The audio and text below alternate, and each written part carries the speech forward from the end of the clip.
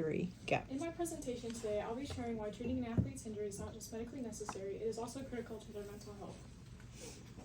Hall of Fame golfer Arnold Palmer once said that golf is a game of inches, and the most important are the 6 inches between your ears. One of the most recent and prominent examples of this quote is seen in Simone Biles. In the Stimulus article titled, "Simone Biles and the Most Human Meaning of Courage," Thompson tells us Simone's inner struggle and how the high levels of stress she faced from competitive sports led to mental health blocks. When Simone withdrew from the Olympics and missed out on her team winning silver, many criticized her move as cowardly and foolish. However, Simone knew that she needed to step away and take care of her mental health. In the second Stimulus article titled "Predator-Induced Fear Causes PTSD-like Changes in the Brains and Behavior of Wild Animals," researchers at the Western University of London found that PTSD causes physical changes in not only the brains and behavior of wild animals, but it affects humans in the same way. The research and examples presented in these articles point to the emerging issue of an athlete's mental and physical health. This issue inspired me to research how treating an athlete's injury is not just medically necessary, it is also critical to their mental health. I wanted to further investigate the question, what do athletes face beyond the physical? What do they not see? There are 4 key terms in relation to this research. Physiologically, a characteristic of healthy or normal functioning of the body. Psychologically, meaning mental or emotional rather than physical. PTSD, a mental health condition that's triggered by a terrifying event, either experiencing it or witnessing it. And a mental health block, an inability to recall some specific thing or perform some mental action. It is important to note that in recent years, there have been many athletes who have shown the mental toll that sports and the related injuries have taken on their lives.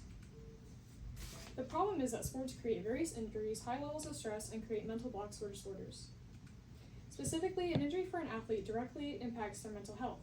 However, an athlete's physical and mental health is often overlooked by the public, the athlete's family and friends, and even medical professionals.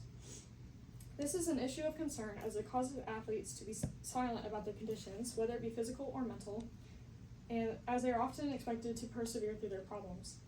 Unfortunately, suppressing these issues leads to a decline in mental health, physical health, additional stress, and in some cases, mental disorders such as PTSD. So why does this problem exist? To begin with, injury is a predictor of post-traumatic stress disorder. According to Bateman, a PhD student at Michigan State University, and Morgan, a clinical psychologist at Carlos Albizu University, athletes are affected physiologically and psychologically by sports injuries. They conducted a cross-sectional survey in which 46 male and female athletes from 4 different sports filled out a questionnaire assessing injury characteristics, trauma, and self-efficacy. The results of this study showed that the existence of PTSD-related psychological dysfunction is related to sports injuries. Additionally, Sharma, an author at the University Health Network, Sassano, a copywriter, supervisor, and author, and project manager at Rev Health, and the Dean Beaumont Foundation conducted a study in which they found that 80 to 90% of patients who experience a concussion, regardless of cause, will typically fully recover within days to weeks. However, there remains 10 to 15% who continue to experience persisting symptoms, such as post-traumatic headache, fatigue, mood disorders, and cognitive impairments, even after 1 year.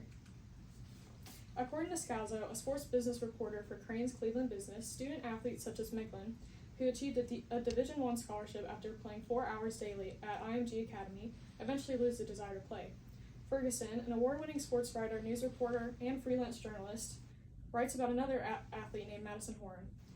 Horan had battled with her mental health on and off the court, attempting suicide twice. Emphasizing the stress for athletes is crucial in maintaining a balance between work and mental health.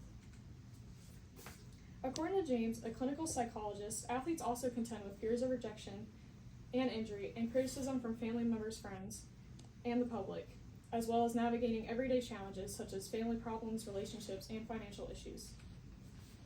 According to Barr, a psychiatry and psychotherapy clinician, and Markser, a medical doctor and sports psychiatrist, athletes are taught to focus on their physical performance rather than their mental health. This is a key reason why the mental well-being of athletes is frequently disregarded by the public, and why healthcare professionals tend to overlook the importance that mental health has on one's own physical health.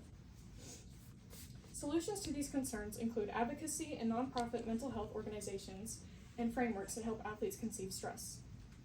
Examples of these organizations include the Spire Institute and Academy, a postgraduate sports performance and training and education boarding school, and the Hidden Opponent, an accredited nonprofit advocacy group that raises awareness for student-athlete mental health. Examples of the frameworks that help athletes conceive their stress include the Power Threat Meaning Framework and the Yerkes-Dodson Curve. The Power Threat Meaning Framework looks at your life experiences and how things like power dynamics, threats, and cultural experiences affect your mental well-being. The Yerkes-Dodson Curve shows that there's an optimal level of stress or motivation where we perform best. Too little or too much can actually make us perform worse. Support groups and the receptiveness of family and friends to listen to and emphasize with athletes also play an important role in managing and juggling both their physical and mental injuries. The benefits of these solutions are awareness, alternative approaches, and the involvement of the family and friends. A limitation of this solution is that awareness doesn't always bring about change.